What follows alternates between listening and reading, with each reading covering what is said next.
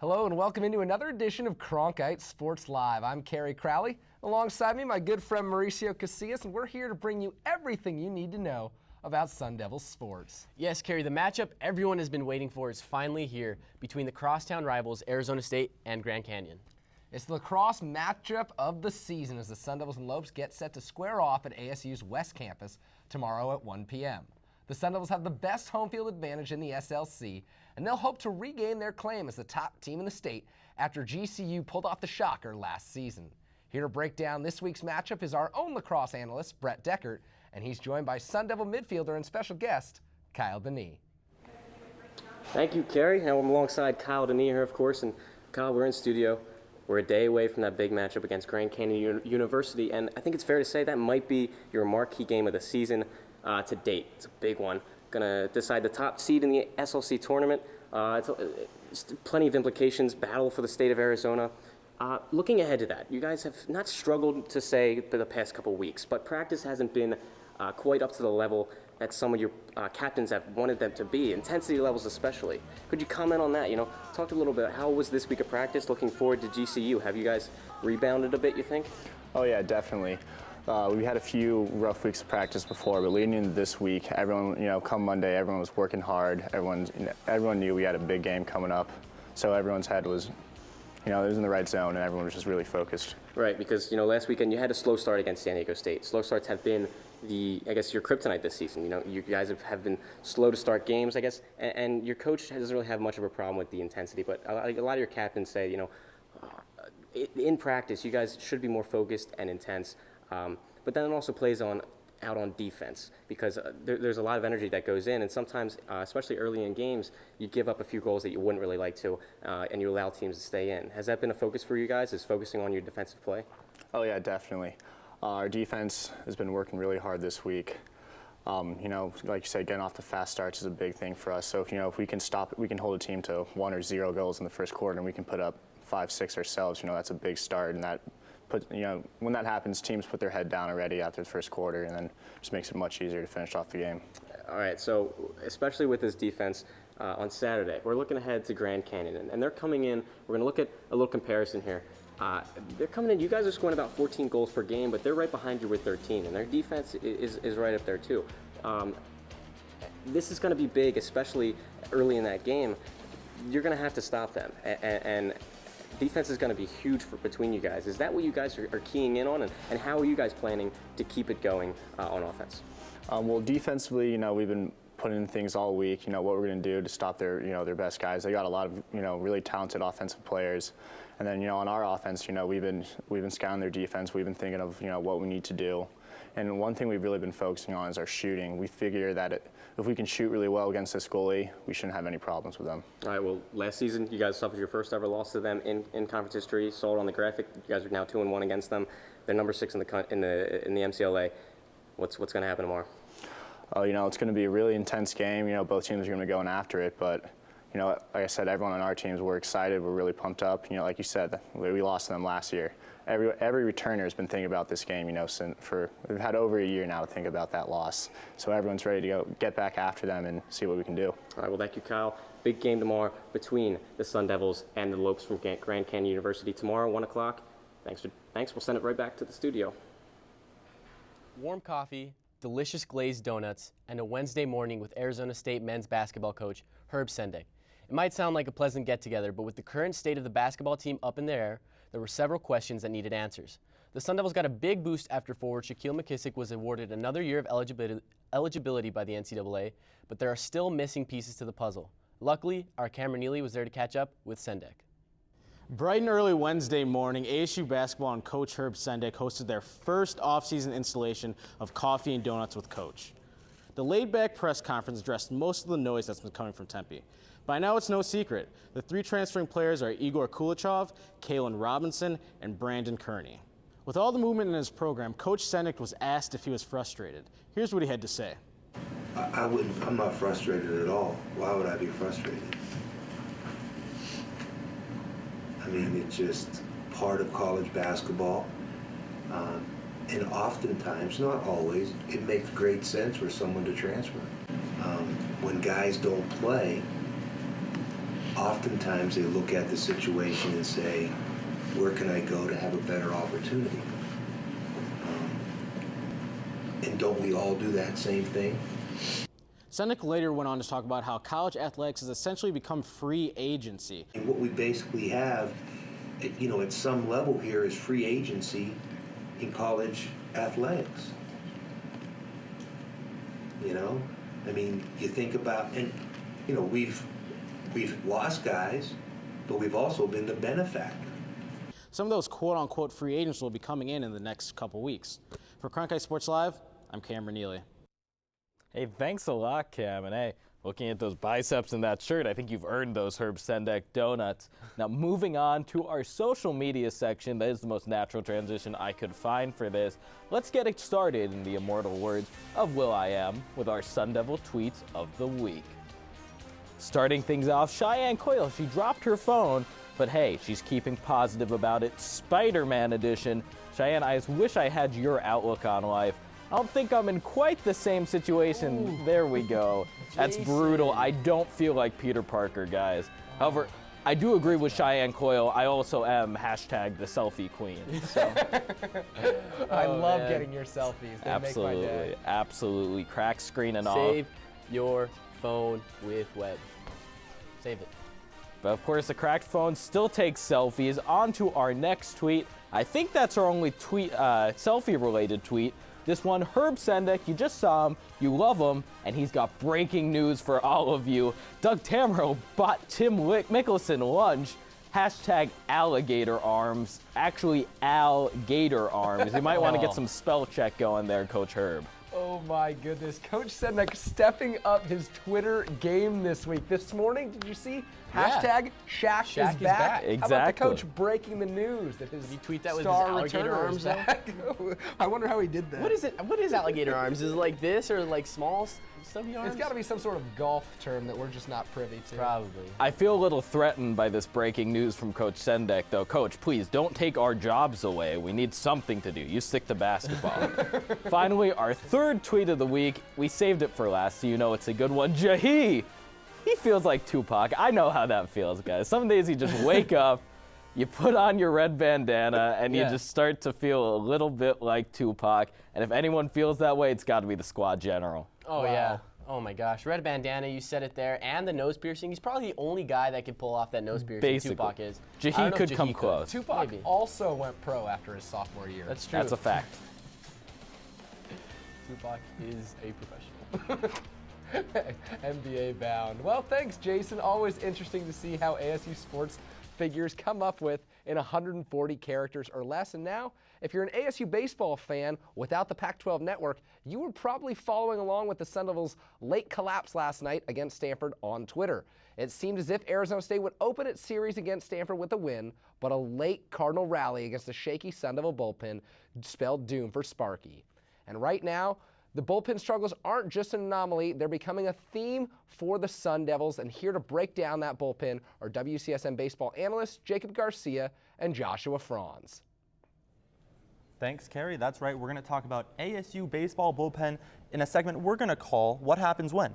So, Jake, what happens when Aaron Burr pitches poorly? Ryan Burr. When Ryan Burr pitches poorly. When Ryan Burr pitches poorly, a lot of things happen. Closing a baseball game is truly a mentality. And for the past 6 games or so, Ryan Burr hasn't had that mentality. When he struggles, tends to overthrow, misses high in the strike zone, issues a lot of walks, and hits a lot of batters. Now it leads to chirping heads in the ASU media and in the stands saying that Jordan Aboita should take over the closer role until Burr gets his head on straight.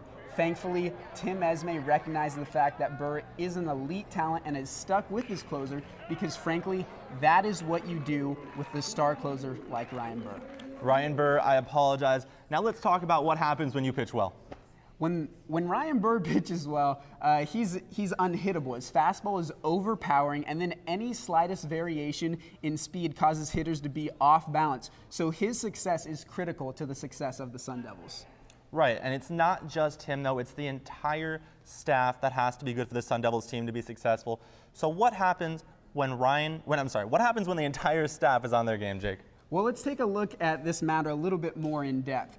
As you can see here, by the way, great work by our research crew to dig these stats up. But as you can see, since March 21st, what I consider to be the turning point in ASU season, when they played Oregon State, when their bullpen is pitched better, the team has won more games. They allow fewer hits, fewer runs, and issue fewer walks. Their team tends to be better as a result. Now, an interesting note to point out here, when ASU's bullpen pitches fewer innings, their team tends to win, and that just underscores the fact of how important guys like Kellogg, Lillick, and Gillies are in going deep in the games.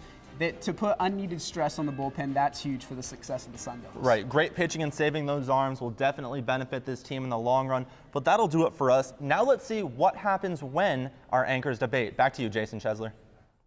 Hey, you know, before the show, Josh and I were debating about how I was going to react to him sending it over to me just now, and this is our debate segment. That was a segue. Check it out. Woo! Our first question for our two talented and wonderful anchors, complex one. We know, hashtag Shaq is back. Coach Sendek told us so. But a lot of other players' pieces still gone. Who's going to be the biggest addition to make up for all this subtraction from the Sun Devil team? Mauricio, you look like you're pretty good at math. I'm so ready. It's Connor McDougal, the 4-star recruit out of Corona del Sol, a local guy. He's a power forward. He's 6'8", and he's Rivals 150 top guy right now. He's local, and I think he can challenge Eric Jacobson for the starting role, and he can make an immediate impact. No. Think back to last year when the Sun Devils were making their additions. Jermaine Marshall, the most impactful recruit, didn't even join this team until the summer. Arizona State hasn't even found that guy. And it could be a guy who's visiting in Tempe this weekend. Willie Atwood, a forward out of Connor State, a D3 school, the number 3 JUCO power forward recruit in the country. You're working Timer. with Timer. Respect it. You're done. Goodness. You know, Kerry, you provided a lot more thought, a lot of analysis in your point. But hey, McDougal was the name of the frog in Max Keeble's big move, so I'm going with Mauricio. Gotta do it. This next question, one of you is going to be right, one of you is going to be wrong, unless you agree, I guess, but that's just wrong. But luckily, we won't know until after the show ends. ASU GCU lacrosse, game of the season, guys. Who you got? Mauricio, I'm going to start it off. I think ASU. This team is so good this year. The pair up top, Justin Straker, Dan Davis. And when you put Chris DeLuca in net, it's going to be very hard for the Lopes to beat the Sun Devils 2 years in a row. The Sun Devils are playing in front of the best fans in the SLC out at the West Campus. They are so hungry for a victory right now that I just don't see GCU pulling this one off. I agree with you, Kerry. I think it's a simple decision. ASU is going to come out on top, especially after GCU came and beat them last year and shocked them. ASU is going to be ready. They're 13-0 right now. They're perfect. No one has found a winning formula to beat them. And the guy that's going to win it for the Sun Devils is going to be Zach Handy, the MCLA Player of the Month. He's winning 80% of his face-offs. He's the most important guy. Guys, I mean, I want to agree with you, but that's too much agreement. I can't be the only one here who's saying, "Lope 'em, Lopes." GCU pulling the upset again. I win that debate point. Come on. Make a bold statement. Bold. Wow. You're not going to get out of this question nearly this easily. Okay. Two big Sun Devils. They got their draft prospects coming up. They're doing their workouts. They're getting ready. Will Sutton, Jordan Baczynski. You know, running's important in football and in basketball. What I want to know, these guys are out running a nice 5K, maybe, you know, one of those color 5Ks, you know, where they pour the paint on you. They're running one of those. Who There's not wins? enough paint for either of those guys. They have a lot of paint. They do. They manage to find thousands of All right. cans. I have to go with Jordan Baczynski, the 7'2", enormous beast center, and for the simple fact that he's going to have the longer stride, and he's used to that back and forth, going across the court, making sure he's back on defense. I think he's a little bit faster, but keep in mind, these are 2 Pac-12 Defensive Players of the Year, so good matchup. Think about the stretch run of this 5K. Who's going to sprint at the end? Will Sutton in a walk-off win against Wisconsin, he sprinted as fast as you've ever seen someone across the field. Jordan Baczynski in a walk-off win against Marquette, he fell to the ground. How are you going to finish? How are you going to finish? Will Sutton through the line. He's got it. Jason, that's me. You know, Kerry, you had a nice burst of your own there at the end of that point, but you forgot one huge factor. Jordan Baczynski's Canadian. They use the metric system in Canada. He's so much more comfortable with a 5-kilometer run than Will Sutton. If we're going 5 miles, I'm Sutton all the way, but I got to give today's debate to Mauricio Casillas. Sweet T. Willie is going to win that 5K. I can tell you that. Feels good to win. I feel like Tupac. Well, speaking of the Sun Devil football team, it is back in action. Arizona State is hosting its annual spring game tomorrow at 11 a.m. at Sun Devil Stadium. And this year, the game is a little different. With hopes of increasing the competition and intensity, Coach Todd Graham has split up the two teams into even rosters and set up a high-stakes prize. The winner of tomorrow's contest, well, they're getting T-bone steaks, and as for the loser, they're relegated to a yummy dinner of tuna fish sandwiches. Now, if you're wondering what Coach Graham will eat after the game in FanFest, he says he's going to join the winning team with that 5-star meal. The Olympics, the culmination of a lifetime of hard work and dedication. Countless hours are spent perfecting one's craft in order to compete in a worldwide spectacle that is witnessed every 4 years. Junior water polo defender Gao Ao is no stranger to that spectacle. She has competed in both the 2008 and the 2012 Olympics, representing her native country of China. Now, in her third year at ASU, Gao has become one of the main leaders on the team. Our own Jason Chesler has more on the Sun Devil Olympian.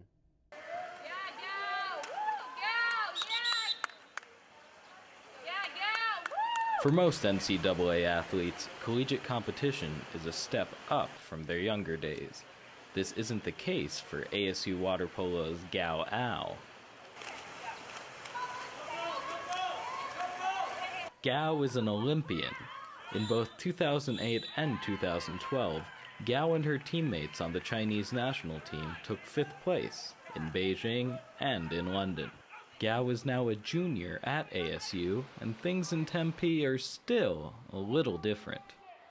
Here, I'm like a student athlete, so that means I have to go to classes, have school and practice 4.5 hours each day.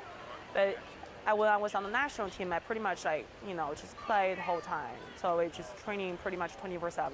Not 24/7. I have like a Sunday off, and then like the game intensity, the training intensity, and everything is just so different. And when we were just so focused, now here, it's hard to balance, but I think it's more fun, because you have something else. And being a student certainly isn't the only thing that's different. She's probably coming from the most unique country of anybody who's on the team, and there's a lot more cultural differences, so I think there was a lot more for her. When I got here, it was like a culture shock for me, because there's just, we're a very, very diverse team, but still there are Americans and people who are from countries speak English, and I'm from like a place that doesn't really speak English at all. So we have like some conflict about cultures and everything. Despite these cultural differences, Gao's become a leader on the Sun Devil squad. She's typically has a very calming presence. It doesn't get as rattled, depending on what the defense is doing or the game situation. Here, since all the players were pretty young, I'm like a grandma here. I'm more like mentor outside the pool, inside the pool. Whether she's playing on the international level or the collegiate level, some things don't change. Gao says the Olympic squads represent their countries, but here... we represent for Sun Devils. For the Walter Cronkite Sports Network, I'm Jason Chesler, reporting. Great stuff there, as always, from Langston Fields and Joey Hardy, who helped out with that package. Two of the real unsung heroes of Cronkite Sports Live. Much of our production crew doesn't get the kudos they deserve. Absolutely. But we appreciate it. The show would not run as strong without those guys. Absolutely. All right, now, Carrie, it's time for our Coach and Player of the Week awards. And you know what? I strongly considered my Coach of the Week award going to Herb Sendek simply for providing coffee and donuts to the media. However, due to my high journalistic integrity, of course, I couldn't do so.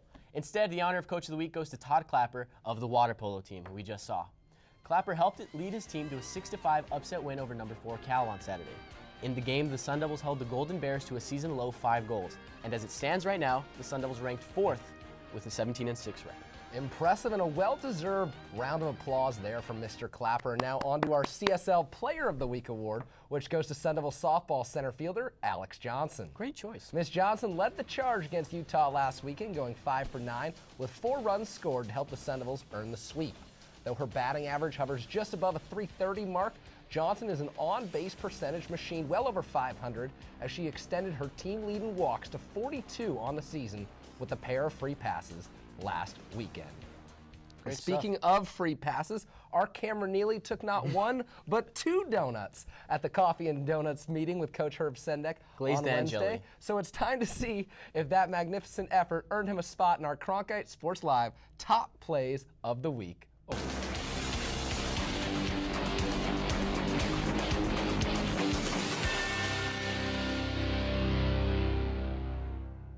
We kick things off, number 3, out at Wrigley Field. And look at that, a shot onto Waveland Avenue. Oh wait, no, that's Packard Stadium. Nate Causey launching it to Rural Road. Causey puts a charge into that one of the longest home runs of the season from the lefty. Looks like Jim Thome there. Is that from the 70s? Oh my gosh. Number 2, it's Dan Davis of Arizona State. He fires off a shot. He's eventually saved there by San Diego State goalie Ryan Flaherty. And Flaherty thinks he's all right, you know. His outlet pass is stolen. Psych, that's the wrong player. That's Logan Quinn, who fires off the shot and finds the back of the net for Arizona State. Hard to top Logan Quinn there, but we go back to baseball for number 1. 2-2, 10th inning. Sun Devils need a hero. It's Chris Beal poking it through the hole into right field. The ball is bobbled. Jake Peavyhouse comes around to score. The Sun Devils mob Beal, and they earn that 3-2 victory over the California Golden Bears. What a night. What a night. Great night, great finish, great plays, but I'm going to be honest, I'm pretty outraged Cam didn't even get on the top plays. His double donut eating effort, remarkable phenomenal. That he didn't make the cut. But you know, Cam's usually reserved for a not top plays segment of the week, true. or a Very best true. dress segment as That's well. true. He looks You great. always have to He always consider him looks for great. that. But that does it for the folks here at Cronkite Sports Live. We've only got a few weeks left in the semester. Mauricio and I are done at the anchor desk, in fact, but stick with the Cronkite Sports Live crew the rest of the academic year. For Mauricio, I'm Carrie saying so long from our downtown Phoenix studios. Good stuff.